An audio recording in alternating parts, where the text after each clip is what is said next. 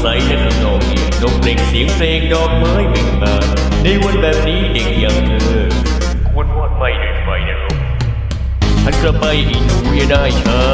ถ้าฉันจะต้องรับคำสัญญาที่เคยให้ไว้เพื่อเธอดังนั้นอย่าก้าวมาข้างหน้าไม่งั้นเพื่อนเดี๋ยวเราจะได้มีปัญหาแต่เด็กอย่างเธอมันไม่เคยฟังใครและคนอย่างฉันก็ไม่โง่ขนาดต้องมาตามใจงั้นเข้ามาทำให้ห้องนี้สั่นไหว